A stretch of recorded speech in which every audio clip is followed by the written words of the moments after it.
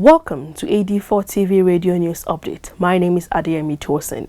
In the news today, the United States government today announced that it will stop former Panamanian President Ricardo Martinelli and his two sons, Luis and Ricardo, from entering the country, accusing them of corruption. The two sons of former Panamanian president returned to Panama on Wednesday after completing their jail terms in the United States for laundering millions of dollars in a bribe from Brazilian construction firm.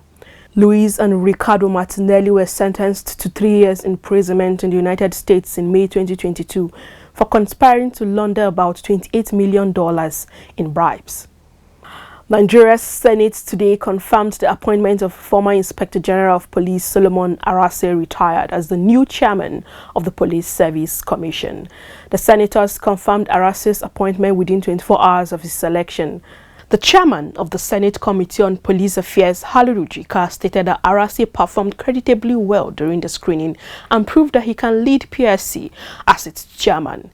The Senate, after accepting the report, confirmed Solomon Arase as a substantive chairman of the Police Service Commission. Meanwhile, Spanish police on Wednesday arrested a suspect in the letter bombing campaign that targeted the Prime Minister and the Ukrainian embassy.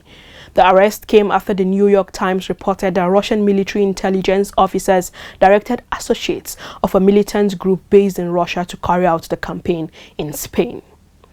The Police Service of Northern Ireland spokesperson, Chief Constable Simon Bryan, today revealed that PSNI will reduce its number of staff by 6% in March. Simon said PSNI is not recruiting new officers this year, as the court will leave it with 6,700 police, making it the smallest it has ever had. The police will have a funding shortfall of about €80 million by March this year and visualize bigger shortfalls in years to come. In another vein, Kampala Capital City Authority law enforcement team and the Uganda police on Wednesday rescued 150 children from Karamajo region who are victims of child abuse and trafficking following a citywide rescue operation.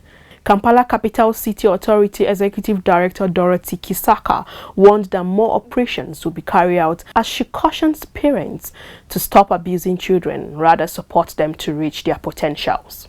Iranians on Wednesday took to the streets of Baghdad to protest the decrease of the dinar against the US dollar and to call on the Iraqi government to intervene urgently to prevent an even greater economic crisis in the country.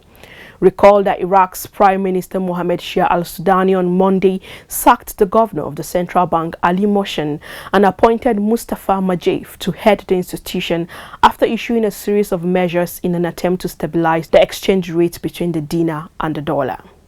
Moving to sports, Russian and Belarusian athletes today were given access to compete as neutrals at the 2024 Olympic after the International Olympic Committee said it will explore a pathway for their participation after IOC called on federations to exclude athletes from the countries following Russia's invasion of Ukraine.